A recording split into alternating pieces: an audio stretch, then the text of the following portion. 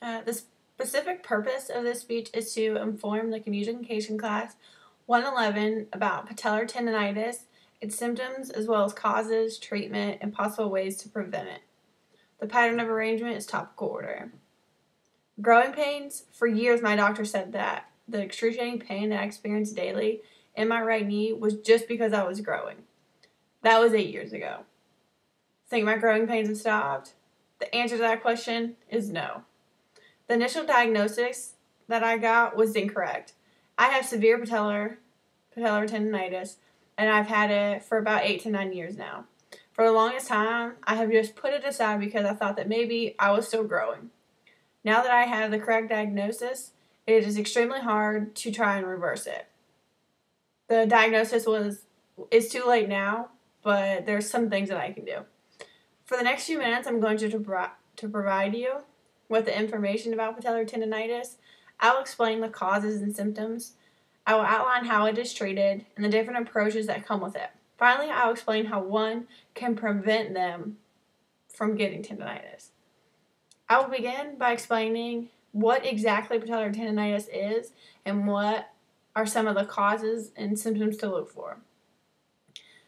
Tendonitis is something that can target tendons through your entire body.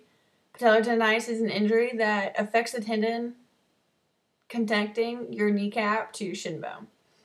The patellar tendon plays a pivotal role in the way you use your legs. It also helps you extend your lower legs. Patellar tendonitis occurs when you place repeated stress on your tendon. It is a common overuse injury. A combination of factors that may contribute to the causes are as follows: intensity and frequency of physical activity. Sudden increase in activity adds stress to your tendon. Reduced flexibility in your quads and hamstrings could increase the strain that is placed on your tendon. Muscular imbalance, having one muscle stronger or larger than the other, could make some muscles pull harder at your tendon, causing it to start tendonitis. Patellar tendonitis is most common in athletes who are required to jump during practice or game. This is why this tendonitis is often referred to as your jumper's knee. However, anyone can suffer from this. I got it, or they think I got it, from playing basketball.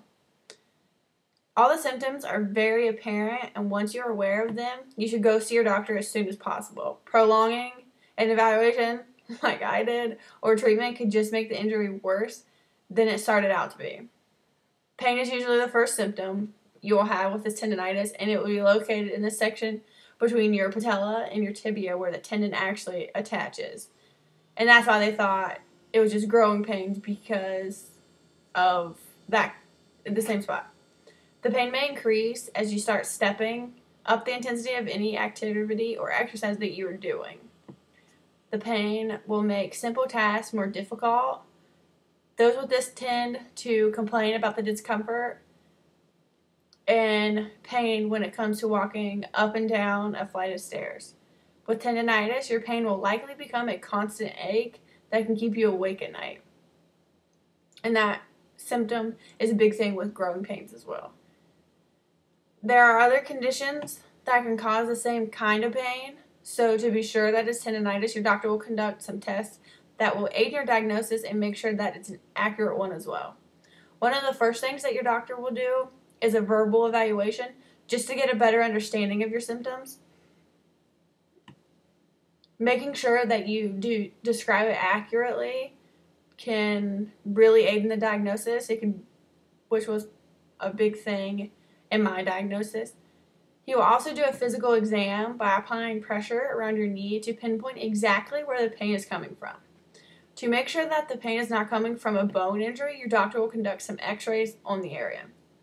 Another option may be an ultrasound, just to ensure that there are no tears in your tendon that could be causing the pain that you're feeling. Although the symptoms are painful, like any injuries, there are treatments available. No matter what type of treatment, patellar tendonitis recovery is a very long process. Though this might discourage most, if you have a severe case like myself, you're willing to do anything and everything to get it to go away. Once treated, it is important that you follow all the steps of prevention so you don't get injured in the future. Prevention is the key. The conservative treatment approach aims to reduce strain on the tendon and then over time gradually start building the strength back up. There are some techniques that a doctor might suggest. They are as follow. Resting is a key factor in recovery and prevention. It doesn't mean that you have to completely stop all physical activities that you participate in on a daily basis. It simply means you mind an alternate activity that has less running and jumping in it. Stretching daily will also prove to be extremely beneficial to those with tendonitis. It loosens up the muscles, which will decrease the amount of strain that puts on your tendon. To reduce your chances of developing tendonitis, you can do a number of things. Always make sure that you aren't playing through the pain. Once you feel the pain, you need to stop what you're doing and give it rest and ice it. Never keep going through the pain. It just makes your injury a lot worse than what it was. Make sure that you're always trying to strengthen your muscles so that it will be able to handle whatever load you're trying to put on. Strengthening your hip flexors, your quads, and your ankles will help reduce the strain that is put on your tendon. For the past few minutes, I have provided you with information about patellar tendonitis. I have explained what it is entirely. I have outlined symptoms of tendonitis, the causes, as well as treatment and prevention. So as for me, I'm trying every day to get my tendonitis under control. Because of my late diagnosis, I will have to end up either getting some type of surgery or working hard to eliminate and prevent it from getting any worse than it already is. I have had to stop the sports that I loved, but having no pain is worth it. I just always try to remember not to play through it because I think I can, just because I think I can tolerate it mentally, doesn't mean that the pain is what's best. I'm only tearing up my body further by continuing to play through the pain.